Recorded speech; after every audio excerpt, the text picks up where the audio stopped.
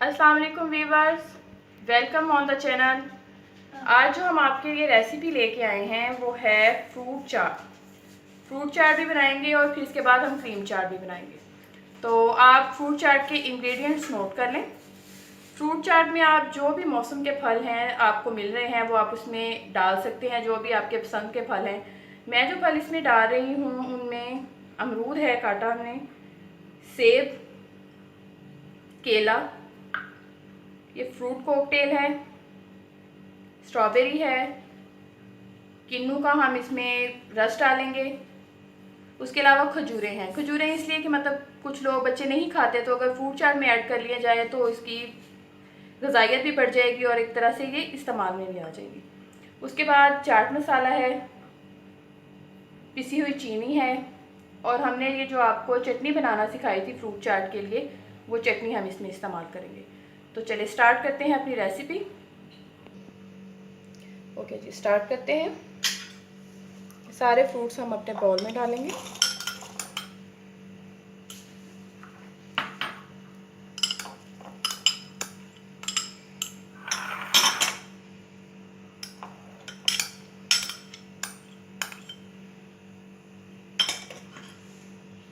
ये fruit cocktail,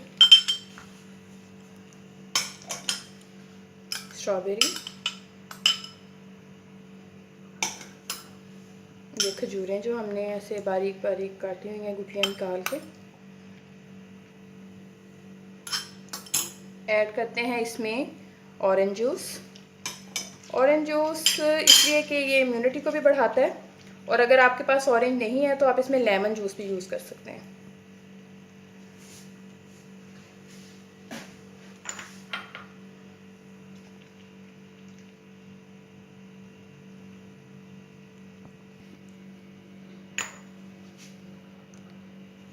दो चाय के चम्मच हम इसमें पिसी हुई चीनी डालेंगे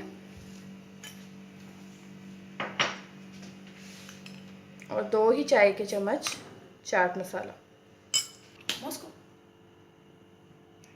अच्छा, अब मैं आपको बताऊं कि अगर आप इसमें ऑरेंज या लेमन जूस डाल के पिसी हुई चीनी और चाट मसाला भी डालेंगे तो तब भी ये चाट बन जाएगी। अगर आपके पास ये हमारी जो फ्रूट चाट वाली चटनी है अगर नहीं है तो आप इस तरह से भी चाट बना सकते हैं। तो ये चटनी इसमें डालेंगे, लेकिन इससे ये चाट बहुत मज़े की बनती है। चाट खाने के अब हम इसको मिक्स करते हैं।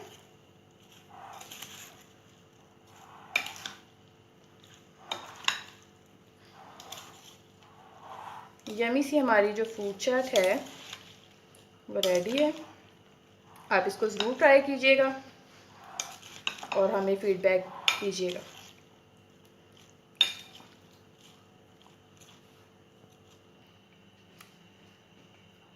फ्रूट चाट हमारी रेडी।